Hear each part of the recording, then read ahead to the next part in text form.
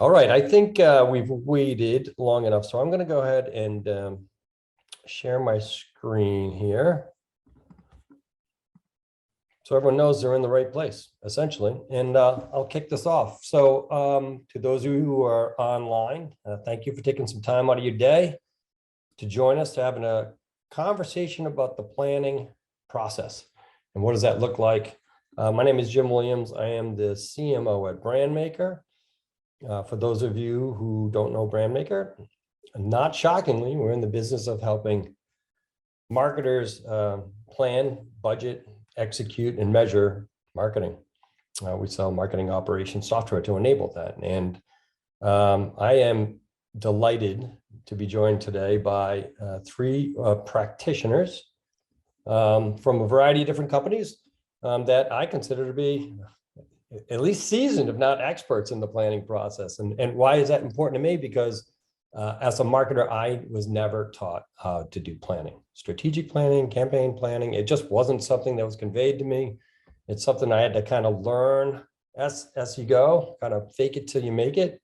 And it's still one of, I think, the trickiest things for a marketing leader to figure out. Because if you get it wrong, many things suffer down the line, right? It's got this cascading series of consequences if you don't do your planning right. And if you get it right, you can have a really well-aligned team, which is key to hitting your targets. So I am going to run a webinar just like every other webinar you've all been on. Everyone has been on a webinar. I don't have to tell you about all of the fanciness, how it works. Ask questions using the Q&A tool instead of chat, although we will be looking at chat. And if the opportunity arises and you have a really smart question for our esteemed panel of participants here, then we'll fire it into the discussion. Otherwise, I just look forward to having a really nice freewheeling conversation with each of you. So instead of me introducing you, why don't I just turn it over to each of you? I'll just ask you to share your role at your organization and what does the planning environment look like in that organization. And then we'll get kicked off and we'll just go left to right here. Cherie, start with you. Awesome. Thank you for that introduction, Jim, and excited to be here. I'm the Vice President of Strategy and Research at On24, and my role in the planning process is probably chief cat herder, I would say, in a lot of ways. We operate in an office of the CMO model right now, so we have 6 marketing VPs. And as a former analyst at Forrester and Serious Decisions, I crave and like to create structure. So I've set up the structure for a planning process, and then it's a team effort in the execution of it. That's great. Very interesting. I want to come back to that office of the CMO. I'm really curious about that. But Mark, why don't you give us a quick introduction as well? Yeah, hi, Jim and team. Thanks for inviting me here. Real excited. I'm Mark McNabb, Vice President, Marketing Operations and Strategy for Highland Software. Highland Software is a billion-dollar content services provider with over 4,000 employees. Just from my history perspective, I've had various strategy, planning, operational roles at companies like SAP, Siemens, Unisys, Checkpoint. And just regarding planning, I do look at planning and with marketing in a typical corporate strategic planning process. We do have a corporate strategy organization, Jim, that really develops our company strategy and priorities. Mm-hmm. We develop the annual marketing operational plan aligned to those corporate strategy and goals. And in addition to that, we spend a lot of time obviously aligning with the whole commercial organization, which includes sales, services, and customer success. Okay. Very good. So it sounds like a much more structured approach to plan. Yes. It's similar to what I've seen in a lot of B2B software companies. It's always a little bit unique and different, and mm-hmm. who's doing what. And I do think how we take planning and marketing is pretty similar to how I think the industry is going from a software perspective. Very good. Very good. Okay, which brings us to Sean, last but certainly not least. Tell us a little bit about yourself. Thanks, Jim. So I'm Sean Hess. I'm the Vice President of Go-to-Market Operations, Strategy and Planning as well. I think one of the differences, I'm at a smaller company. We're in a hyper growth phase here.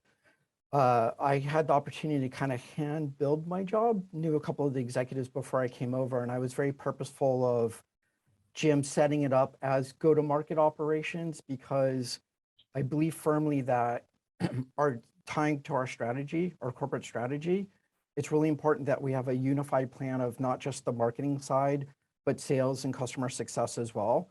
And so I run, we plan all those functions, but I also run an Uber planning process to make sure that the sum of the parts of all three of those functions come together into a larger plan that aligns to the strategy.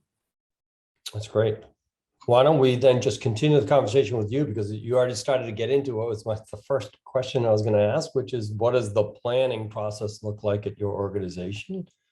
And just a little bit of color commentary, maybe has it changed? How has it changed in the last couple of years? Because it seems like everything else has changed. Yeah, so last couple of years, hard to say, right? I think we've actually, we're a newish company. We've been selling for about 3.5 years. I've been here 6 months. Yeah. Just to paint a picture, when I first started here, we had 3 marketers globally and 5 salespeople. Now in 6 months, we have 12 marketers, 21 selling teams, and looking to double all of that again in the next 6 months. So really on a kind of a hyper growth trajectory. And I think the difference, Jim, is when I came here, we were so small, like, I don't want to say it didn't matter, but there was just a lot of ad hoc going on. We were small enough, you could talk to the person next to you. There was alignment just through the sheer size, if that makes sense. And so coming in though, knowing how we were going to grow, it was really important to me. And Sherry, you mentioned this, I'm also I think a lot of us are this way, right? Like a process person. I want things to make sense and be aligned. And so part of what I kind of pitched myself coming in on was, hey, I want to build the structure that will not just support the business of today, but we can actually plan for what our company needs to look like 6 months from now, 12 months from now, 18 months from now, and 24 months from now, and try to get ahead of all of this hiring and growth that we're doing. All right, put the ground infrastructure in place for growth and scale, et cetera. That's right. That's good. Just one other question follow-up. Did you find you're new? You've been there 6 months. Company's obviously growing really quickly. Did you quickly find yourself to be the resident planning expert, or were there a bunch of other people that had real defined notions of what planning is? I'm sorry, Jim, was that directed to me? Yeah, just you. It sounds like, because you said you have this kind of Uber planning. Yeah, I'm trying not to have a smart ass answer, but my smart ass answer is I think there are a lot of people who thought they had a good handle on planning.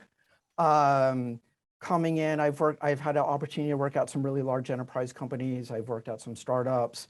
Obviously, I bring best practice for me of what I've seen work and what I know work.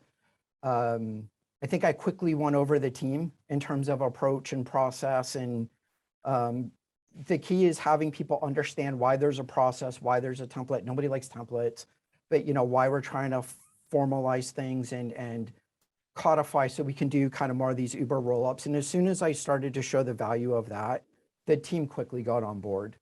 Yeah. So I'd say I've been building it as we go, but with a lot of active cheering, people getting on board pretty quickly, seeing the benefits of doing it that way. Great.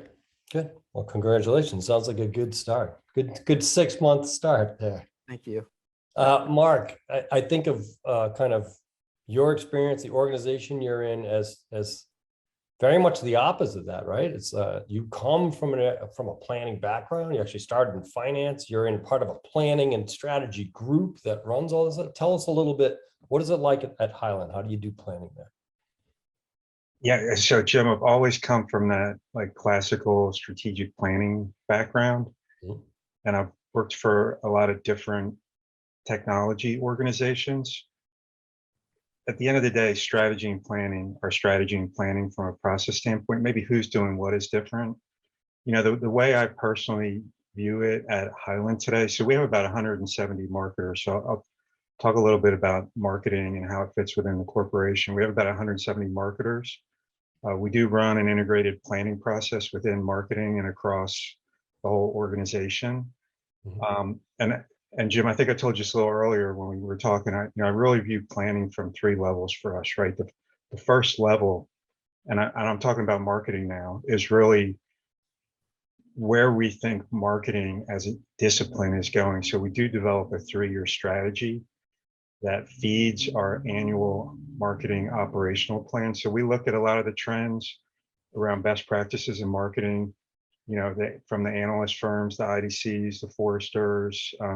We also look at a lot of the CMO surveys, and we collect all that data, and we kind of develop our own research on, really where we think the market is changing. I'll give you one example. Digital was way down on the list 3 years ago before the pandemic.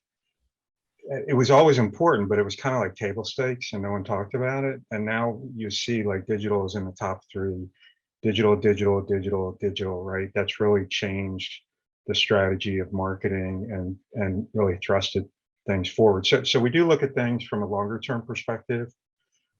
Then from an annual planning standpoint, we do develop an annual marketing plan or an operational plan aligned to the corporation. As part of that, and Sean talked a little bit about it in his current role, we do develop our marketing go-to-market by audience. So we have these like plan areas that are most part by industry or some audience like the IT audience.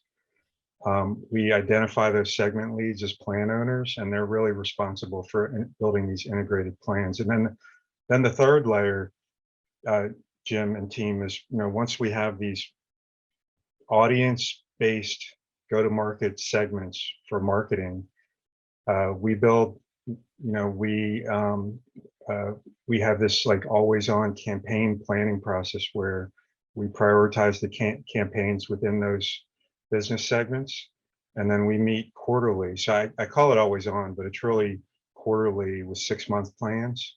So we have the high-level 3-year strategy, we have the operational plan, and then we try and run the campaign planning always on every 6 months, updated, constantly trying to adjust and optimize based on the things we're seeing in market or performance of the company.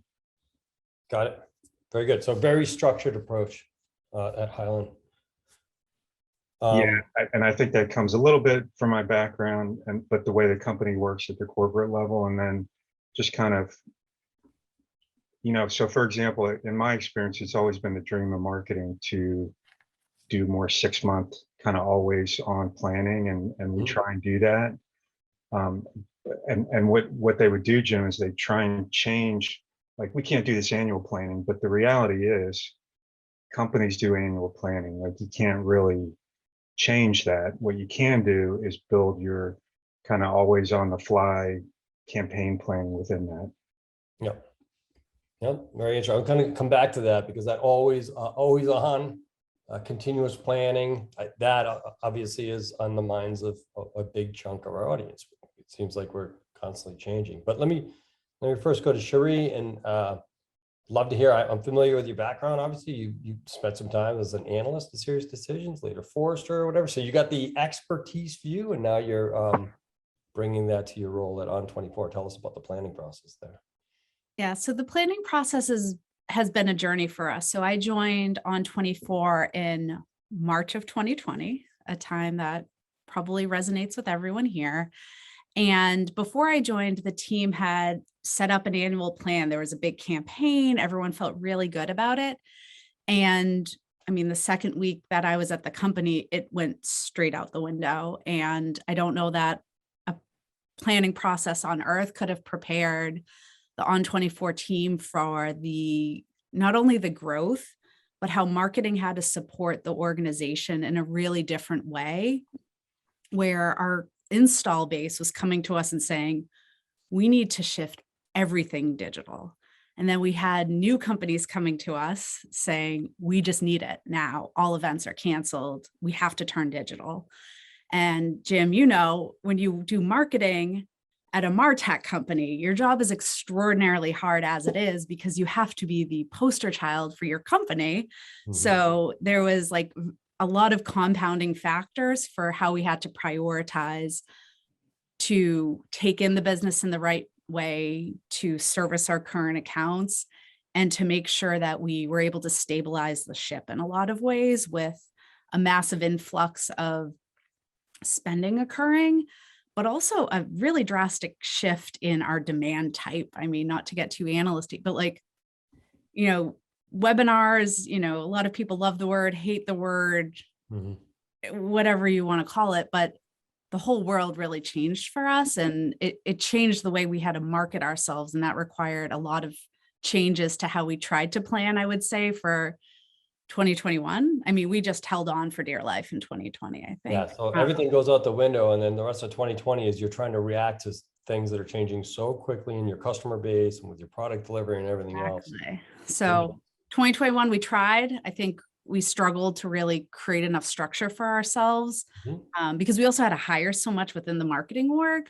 But for 2022, I think we were in a lot better position to, like, we started in September, which was a really good step for us, and we got in a good place. But we do have the ongoing quarterly plans that are more tactical, but we do have a campaign set for the year that has been a success. I mean, knock on wood, 5 months in, we've been able to stick with it, which was a big change for the company for sure. Very good. So it sounds like you've obviously seen a lot of change in a couple of years. I can't imagine what it's like to be at the kind of leading virtual event hosting platform during the last few years. So it's interesting. And you joined it exactly at a time where everything got crazy. Yeah.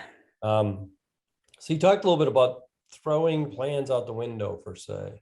And like that obviously can be highly disruptive when suddenly everything has to change. But even if everything doesn't change, it seems like in any given month, any given quarter, some elements of your plan that you thought you had it all figured out are going to change. And I'd love to dig into how that change occurs. Like, how do you balance planning and alignment and communication with the need for agility and speed and acceleration and all of those things that we hear about and that we need? So maybe, Sean, let me go back to you, because I think in our earlier conversation, you talked about the notion of continuous planning, or even the continuous pivot, as you see in the title of today's event. And I was going to key off of what both Mark and Cherie said as well, right? I think for me, again, coming from my previous experience and where we're at now, and I think COVID accelerated this for better or worse. I think the part, again, nerds like I always loved annual planning, hence I'm in the job I'm in, but a lot of people hate it, right? It's like days, it's weeks, it's a grind, all that stuff. And what this has forced us to is, yeah, there's still annual planning, but if you can make planning not a one-off, like massive one-time event where everybody's just like, you have your plan, but you're revisiting it, or there's X% of your plan that's fluid. And we try to keep our rough, we don't really measure people on this, but our rough benchmark, John, and I think this is going to align to kind of what Cherie's saying, is we try to keep about 20% of our plan purposely unplanned. So we can be very agile and reactive and not be like, oh, we wish we weren't committed to this one thing because now we have this other opportunity. Obviously, we commit to core things that align to our global campaigns and our sales plays and all of those. But what we've moved to, and there was some moaning at first, but what I've put in here and we've moved to, and I think people are coming to embrace it, is, yes, we still do annual planning, but we do a monthly cadence twice a quarter, if that makes sense. So we'll run it 8 times a year, because then we have a QBR. But in between the QBRs, we do a monthly kind of where are we at? Plan checkpoint, and it's 2 hours, and it's cross-functional. It's across all go-to-market, plus our engineering team, plus our product team, and we just look at the business holistically. What's working? Are we getting the results we expected? What's not working as well as we thought? Or what new opportunities do we have in the market for whatever reason, competitive reasons, market landscape, economics, what have you? And then how do we go quickly pivot to those? No pun intended on your title here, but how do we pivot to those and then set up success? And then the next month, hey, are we aligned? Are we moving forward? And that's how. And so we're trying to keep it as more of an ongoing activity. Mm-hmm. And then what I think that's going to materialize into is then when we get back to, Mark, what you're saying, and that resonates with me, the kind of the 3-year strategy, the AOP or the annual plan, and then your kind of in-between plans. When we get back to an annual plan, I feel like it's going to feel like much less of a heavy lift because we've got it. It's not a year-old plan. That doesn't mean anything anymore. We're actually working off of a living plan that's adding value. And then the annual planning should feel more like a strong tweak versus a start from scratch Right. kind of thing. That's right. An assess of where you're at right now. Yeah. Continuously. That makes sense. Is that very different from your experience at Highland, Mark? Or is there, do you have a way? And I'm curious to hear how you do this, Sean. How do you just build in 20% of like spare capacity? Like we said, we're doing 5 things, get rid of 1, and we're going to keep that open. Like how do so first of all, why don't Mark tell us a little bit about that? Like how do you plan for agility, or how do you enable agility within the plan at Highland? Yeah, so Jim, we have 3 ways that we manage the marketing business. So a couple of them are traditional, but they all fit. Like they don't work without each other. The first piece is we have these bi-weekly demand ops meetings with the sales team, and we get in a room on the floor every week. We look at the leads coming in, we look at the campaigns coming up, and we are like kind of live, always trying to make adjustments and optimize on the floor with the lead qual teams, the BDRs, the SDRs, and the marketing campaign teams. The other thing we do is once or twice a quarter within marketing, we look at our performance and how we're doing based on sales segments. So not based on our campaign structure, how we talk to the market, but how are we doing contributing to the sales segments. And we do a lot of assessment in those reviews where we look at the big issues and try and understand, is there anything we might change in our strategy and update as we're going through the year. And then the third piece is that's really critical. It was one of those things that was always kind of a dream, and I think we're not really all the way there, but it's those campaign reviews that I called always on. We're constantly having the teams come in, right? So we have about 10 plan areas, audience-based. We say 3 to 5 campaigns per plan area. They come in and they'll present their briefings on any net new campaigns, any modifications to campaigns, or if they're just going to keep things running. So we'll look at the briefings. We'll also look at, we have kind of an internal agency. We build a lot of our own content and creative internally, unlike most companies that would outsource that. And then part of that conversation too, we also look at the performance of our campaigns, and we look at what was the objective, the reputation. Most people just look at it, did it generate a lead, right? And I'm guilty of that myself. Yeah. But some things are meant to generate reputation goals, and some, with ABM now and sales enablement and customer marketing growing, we try and look at the campaigns, the program objectives aligned to that. So we take, Jim, all of these reviews going on, and we're learning when we're talking with sales, when we're talking about big strategic issues with marketing, and then on a quarter, we're looking at the campaigns and how they're running, and we're just constantly trying to optimize. Jim and Cherie and Sean, I'll tell you a funny story when,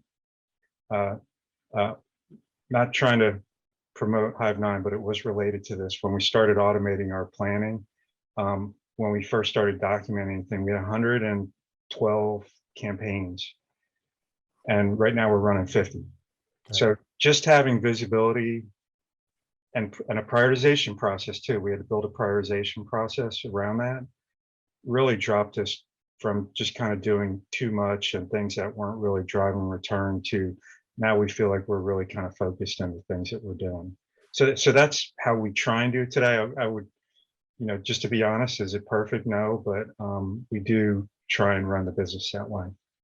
That's good. It's really insightful. Got from 115. So you always wonder how many of those are actual campaigns, which brings me to kind of another question. How important is it? And maybe Cherie, I'll start with you. How important is it? Now I have to start with you because the analyst background. How important is it to have a shared lexicon, like a language? What is a campaign? What is a program? What is a tactic? What is a strategy? What are these different types of campaigns? What's a reputation campaign versus demand? It's how important is that? And is everyone at On24 on the same page there, or still more work to be done? So within the marketing org, I think I've beat into everyone's head that it's important. And so it wasn't me alone, of course, like the office of the CMO agreed on what the taxonomy was. I think we pretty clearly followed like the On24 approach, or excuse me, the serious decisions approach about like the campaign, like a company our size, we have one campaign for the year and we have lots of programs that feed into it. And then we have an out of campaign event, which is our large user conference that we do. So we have accepted and bought into that. I mean, of course, when we're dealing with sales, they're not always like fully ingrained with understanding. They won't always use our words, but we're able to convey what the meanings are. But I think that's, you know, like Mark was talking about those biweekly meetings that he has with sales teams. Ours are actually weekly, but that's because we're still trying to keep our finger on the pulse of like what is normal, like when will we reach some degree of normalcy for the business so that we can, you know, properly plan. Sales cycles have shifted so much in the past 2 years for us. Like we're still trying to figure out when and where, like what will normal be 2 years from now? We don't know. And even last year with hybrid events came around and that kind of changed our pipeline process a little bit. And then we've had a lot of new products come out, which was a shift for the company of how do we launch products and plan for what that means from a pipeline perspective. So there's still, I think we have to have a stronger cadence so far, but yes, having taxonomy, of course, is important, at least in marketing. The fact that we've been able to align on it has been really powerful. And it's actually part of our onboarding process now to get people on the taxonomy we use. Very good. Interesting. So what in the office of the CMO or your discussions with sales, what's the leading cause of a change in the plan? Now, for you guys, obviously, the business you're in and what's happening in the marketplace makes sense. But I'm curious because we've talked about the need to change and be agile, but what is it? Is it because a campaign just didn't perform as expected? Or is it because there's a new objection in the marketplace you have to overcome? Or is it, oh no, there's a new opportunity, like On24, there's a massive opportunity here and we actually have to shift everything to capitalize on them. I'm just curious about what's the need for continuous planning? What drives that? Absolutely changes in the market. And we see it across. So our sales team is structured by size of org that we sell into mainly. And that's really the changes. So we see very different behavior, or we're starting to evolve and see different behavior for new and retaining clients of a smaller size versus larger size versus companies that have a shared service model for events and things like that. So the changes really come from the outside. I would say the smaller organizations seem to change quicker and have more of a knee-jerk reaction to trends in event marketing. Yeah, very good. How about you on your side, Sean? You have that 20% of capacity. When you decide you need to tap into the old oil reserves.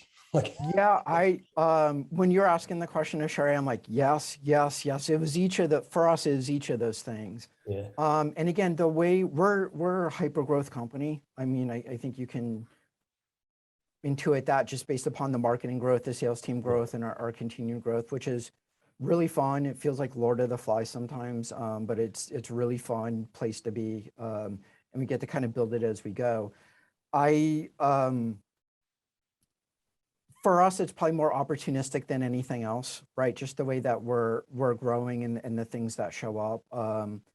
And a lot of what we do, Jim, to be honest with you, is kind of a capacity play, meaning I have finite resources, right? We're a smaller company. And I don't just mean budget, I mean like people and to be able to get stuff done. And so we have to be thoughtful of, we can't chase every opportunity, every cool thing. And there's unfortunately a lot of awesome stuff we do have to turn down. Yeah. Honestly, we just have it in the course of just some hard conversations, frankly.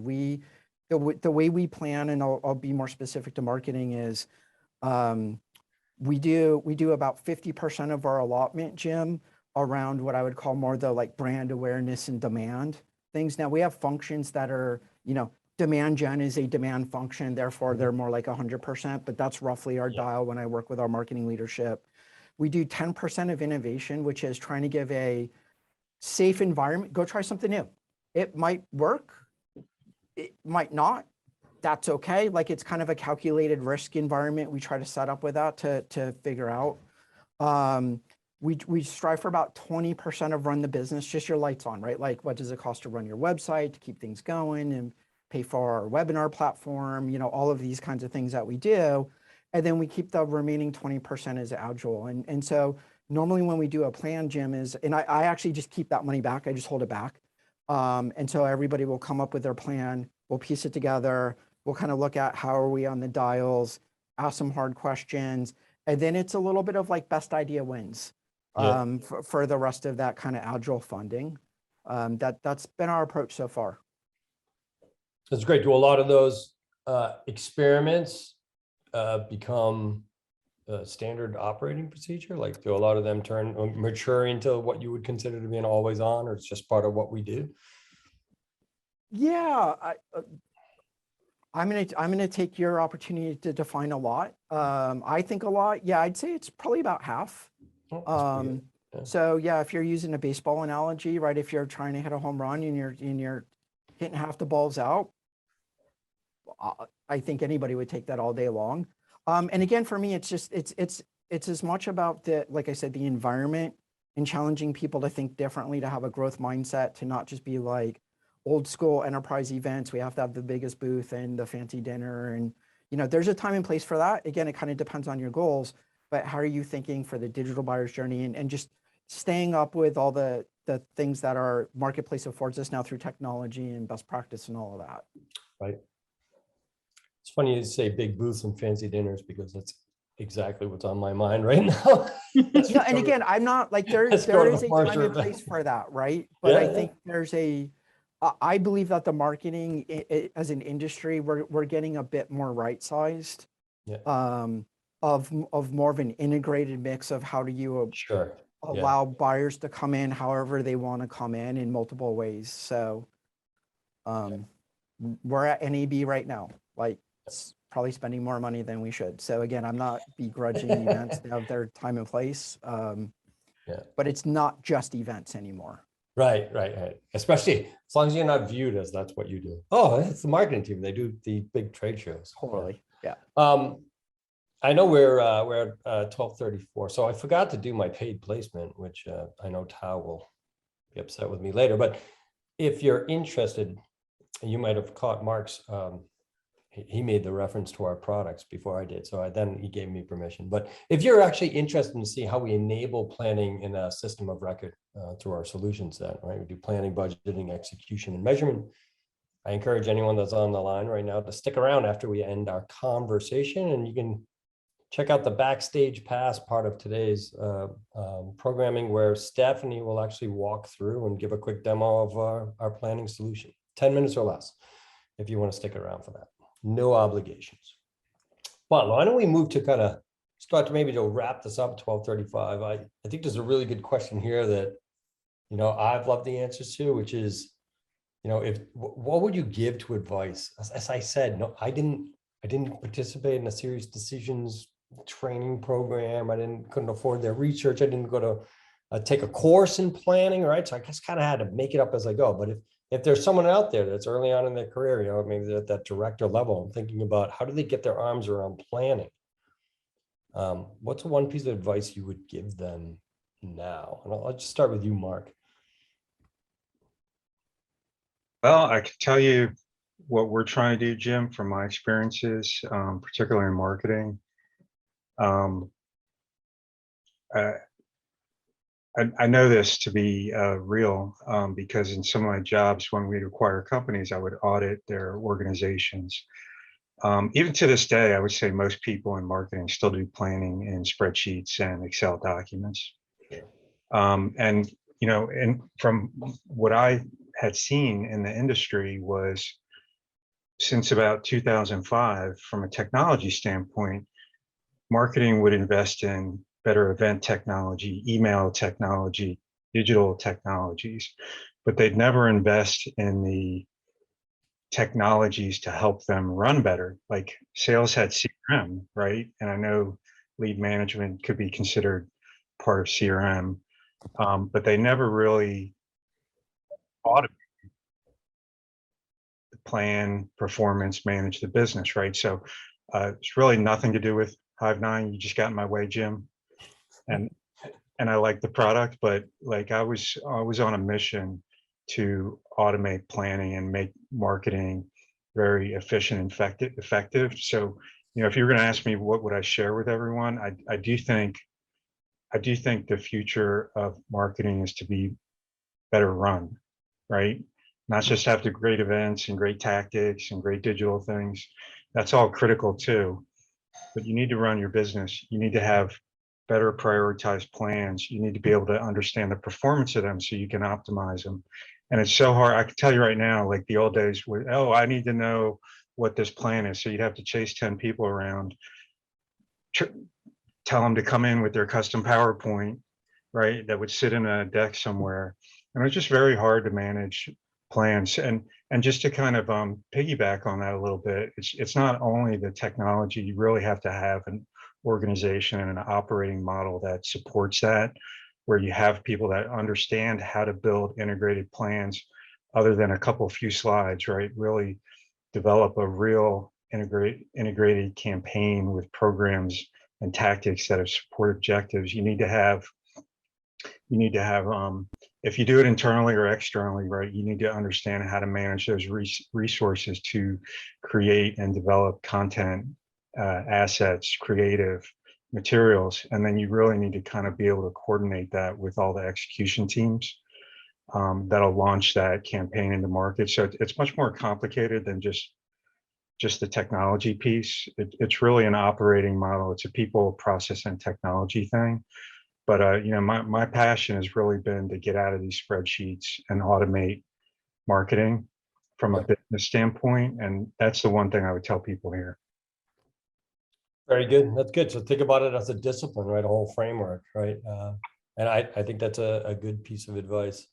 And I like what you referenced. You're right. Like marketers have not hesitated to completely transform how they execute marketing through all of this MarTech. But when it comes to actually running marketing, still on PowerPoint and spreadsheets and Google Docs and Slack messages and everything else. Sherry, why don't you tell us a little bit about what you would give for advice? And I will be right back while you answer this question.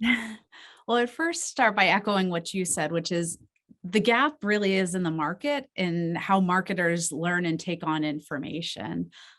Most marketers don't have a degree in marketing, never mind a degree in marketing planning. I mean, I'm a French major and here we are today. So I think what's identified is a gap in the market of how we teach and train people. So too often people are doing really important tasks without a foundation under them. So, I mean, the biggest tip I would say is, especially, I guess this goes to Fred, I see the question you put in chat of like, how do you get buy-in for it?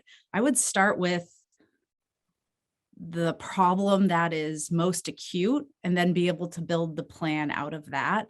Because if you can convince people that of a known challenge that they have, a known pain point, and you're like, let's just use planning to solve this one thing, it's a lot easier to get buy-in for the bigger, scarier parts of planning that people might be resistant to change. But if you apply planning to fix a certain area at first, I think it will be a lot easier to do that. But it's also acknowledging that, you know, to Mark's point about how do you apply technology to this? It's usually it wasn't me who set up all the automations for this. Like I came up with the structure and convinced everyone to do it, but we have, we call her the queen of automation, like, and she can tune her mind to how the MarTech stack that we have can support us for a variety of things, from like planning and budgeting to things like birthday automation to make sure that we are recognizing the team on their anniversaries and their birthdays. So I think it's acknowledging that it's probably not one person who has all the solutions, but finding ways to tune people in the right way of the overall support for planning. Good, very good. So Sean, why don't you chime in? I'd love to hear what your advice is. Sure. I so completely align with Mark and Shuri for sure. I'd say building off that a little bit, two things. One, and I'll use the I statement, but I think this is going to resonate with a lot of people. I believe that as marketing, kind of strategy, planning, operations people, we are so used to doing more with less. And so one of the things I love what Mark said is we don't invest in ourselves, right? So we'll have a big budget or we'll do this planning process and it's okay, I'm understaffed, but I'll suck it up and I'll work Sunday night and I'll make it all work and. And so I think one is advocating for what we need and showing the value like Shuri said, and then advocating for here's how I can make not only myself more productive, but the whole organization more productive. That's a huge thing. And to that as well, and again, completely agree with what they said, but communication, I think it needs to not just live locally with some person and you need to almost over communicate what the plan is, what the purpose is, go beyond your functional silos and expand out. So those are my two little tidbits on top of those. Great wisdom from Mark and Shuri. Very good. There's a lot of pearls of wisdom there. And again, I think incredibly helpful because there's a lot of people, I could tell from some of the chat I'm looking at and some of the questions, a lot of people that are looking to learn some of these best practices. I think we probably have time, 12:43, I have time for maybe answer one of these questions that are in Q&A because I thought there were a couple of good ones. Let's go with Fred's here. It says, what are best practices to secure executive support for improved marketing planning and to move from fire drill level responses to proactive calendar and data-driven marketing planning? And hi, Mark and Shuri. I think it's a really good question. Like, how do you get executive support for this? Because it's just going to be like, come on, just to go execute your campaigns. Why do we have to invest in planning? I don't know, Mark, maybe take a crack at that. Yeah, so let me see if I can just be brief about this. So I think from a marketing perspective, and Jim, we've talked about this a little bit in the past. If you were going to ask me what differentiates marketing in the future, it's the intelligence and insights that marketing can bring to the party. Different, and Shuri, I have a little bit of working with the Gartners and IDCs from a market planning perspective when I worked in corporate strategy groups. And I also have been in marketing for a while, kind of growing up in the database marketing. Like if I talk to somebody today, they don't even know what database marketing is. But it was a database with insights with your customer and it was intelligence, right? Sounds kind of old, Mark. Yeah, exactly. So, between understanding those market insights and those historical competencies in marketing, really understanding what's going on with your customers on the fly. One of the things that we're doing, Jim, is we're building this, it's an industry term, it's called customer data platform, but it sounds techie, but it's really not. It's really about, so the way we're changing our business model, it's the biggest transformation thing is we're developing this insight, right? That can, so the old days you build propensity model, have a team of analysts sitting in the back with like a black hole and you didn't really know how they did it, but they built some kind of model that would tell you who to target. So we're building that database to where we can get insights up front, right? That would include the traditional kind of account analyst with metrics, firmographics, but then we're appending that with all of the web data and the external data from other sources.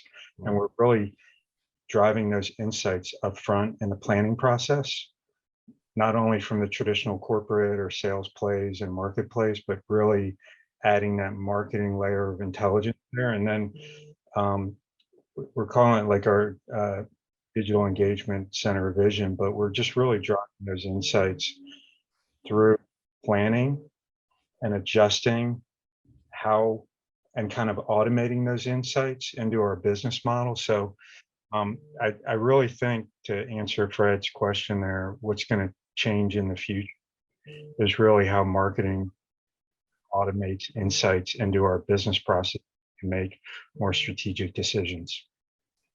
Right. So you bring the insights, bring intelligence, be the prognosticator in some way, and that definitely gets a executive buy-in, if not more resources to try and tackle this challenge, right? But it's a little bit of the cart before the horse, right? Until in order to get the executive buy-in, or in order to get the insights or whatever, you're going to got to get the executive buy-in to build a better system for planning, you know? So that is, of course, some of the challenges. All right, so why don't we do this? It's 12:47. I'm gonna wrap this discussion because it was jam-packed. There's tons of insights here. For those of you that are on, of course, we're going to send a recording. You can share it with your colleagues, friends, family, whatever it might be. But we're also going to write up a really nice blog on all of the insights that have been discussed on this webinar that we'll share with you as well. I'm going to take a moment to, first of all, thank the audience for joining us for the last 45 minutes. Really appreciate it. Again, we're all very busy, as we can attest. No shortage of things to do as a marketer. So thanks for taking some time out of your day. And then I just really want to thank, of course, our panelists, Sean, Mark, Sherry. Thank you very much. Great conversation. Do appreciate it. And I'll go back to the backstage pass. I see Stephanie's turned on her camera. She's one of my favorite people for these webinars because she can do miracles in 10 minutes or less. If you want to stick around and see a quick overview of how our solution, Brandmaker solution, enables people to do planning, performance, and productivity, then stick around. You can watch that in 10 minutes or less. And might even be able to answer a few questions for you. Thank you. Stephanie, take it away. Thanks, Jim. I will do my best to keep it to under 10 minutes. And I did see a familiar name, Sherry. Hi, we used to work together at our Forester days. So good to see you again.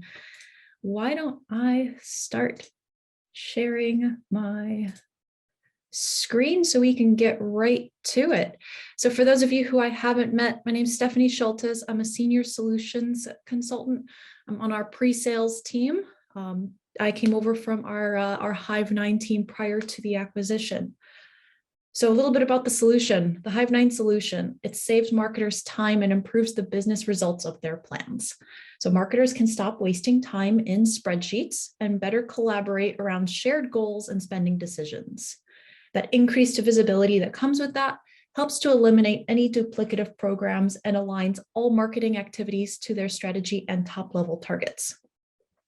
Now, from a governance standpoint, marketing organizations require structure and operating standards to perform. Supporting systems must enable the enforcement of those standards and structures. So most marketing functions employ some form of a campaign framework and hierarchy that should be clearly evident in their plans, which most enterprises are maintaining their plans in Hive 9, getting them out of Excel. And so in my view, I have a few different ways to view my marketing plan, but in each of my views, I have a hierarchy in place. My plan is at the highest level. I've expanded that to show the next level down at the campaign level, which I have here representing the 3 markets I'm targeting. Below that are my marketing programs. And then as I continue to go down, I have my tactics that marketing is executing. And within that, my line items within each of my tactics. So from here, I can very easily see how my tactics are consuming my budget with my costs from the lowest level rolling on up. Now, we also support custom and unlimited segmentation through attributes at each level of the framework. And this enables marketers to do a meaningful analysis of their plans. So from here, I could pivot my plan to view my planned costs through the lens of any attribute, say like my personas, industry, or tactic type, to name a few. And so when I do that, I've now, my two plans, my Meridian and my Zodiac plans, are being viewed by industry. And so I could take it a step further if I wanted to, and further filter down by geography if I wanted. So what this enables me to do is have a conversation with others on my team, with executives. If our CEO says, hey, we're doubling down on financial services, then my plan should reflect that. And any of my views, I can save these and recall these for a later time. I'm going to back out of my hierarchy because we're going to keep on going. I'm going to be mindful of time. Now, in addition to viewing my planned costs, I also have a calendar view. Let's keep this on the theme of visibility. My hierarchy is maintained, but now instead I'm looking at my tactics, which are in market at any time, color coded by tactic type for the time frame that I've selected. I can have any number of plans with the flexibility to view these by quarterly, monthly, right down to specific weeks. This makes for easy visualization of all of my marketing activities. Now, there's different ways that I can collaborate throughout the platform. In my plans, I can export these, I can share them with stakeholders. We also integrate with Outlook and Google Calendar. So as a marketer, I can share my calendar in a link to subscribers who do not need a Hive9 license. Say if I wanted to share a view of my marketing calendar with my sales team. Now, let's change gears for the last few minutes that we have in terms of being able to measure the ROI and predict the results of our plans. We turn to performance management in Hive9. Every plan that we don't see here, every plan is backed by a revenue model. That revenue model understands waterfall conversion stages and rates, stage velocities, and average deal size. It can be modeled for different markets or different geographies, etc. That model is what allows us to predict the results of our plan. So marketers can measure the performance in the context of their world. From Hive9, not only are we pulling in those actuals, but as you can see here, based on my revenue model, I'm projecting on out my plan through the year and comparing that against my goals. In my case, I'm doing pretty dang good. I'm looking to perform well above my plan for the year. In addition to predicting the results for my plan in terms of revenue, we also do that from a waterfall perspective. We support advanced predictive waterfall stage attribution analysis. This includes actual stack ranked campaign and tactic performance. Again, I'm pulling in my actuals and I'm projecting my results on out through the year. And now I'm looking at my hierarchy for my plans, my campaigns, and my programs and my tactics, all stack ranked with their predicted results. What this enables a marketer to do is to see how those plans can be easily adapted to actual market conditions. Any changes that I make, for example, if I make investment changes, if I move some investment from one of my activities to another, that will impact the predictive analysis in real time. Now, I promised I would keep this to under 10 minutes. I would love to meet with anyone who wants a deep dive into the platform to give a more thorough demonstration of Hive9's capabilities. But I will pause there for now. And Jim, I'd like to hand it back over to you and open up for any other questions that we have in the time we have left. Thank you, Stephanie. Again, 10 minutes or less demonstrating this product is no simple task. Thank you. Very well done. I see Q&A. I see some questions from during the webinar portion, but I'm not seeing, unless I missed something in chat here, I'm not seeing anything in chat necessarily specific to the product. So why don't we just go ahead and wrap it up? Thank you again, Stephanie. For those of you who are still on the line, appreciate you sticking around to take a quick tour through the Brand Maker solution for planning, performance, and productivity. If that didn't satisfy you or just whet your appetite, then please come to our website and fill out a demo request form, and you'll get to spend a heck of a lot more time with Stephanie answering very specific questions. For those of you still on that are going to Forrester next week, the B2B Summit, please stop by the Brand Makers booth 1111, say hello, meet in person, win a pair of Ray-Bans, all types of fun stuff. I hope if you're going to Forrester, we'll see you there. Otherwise, have a great afternoon and thank you.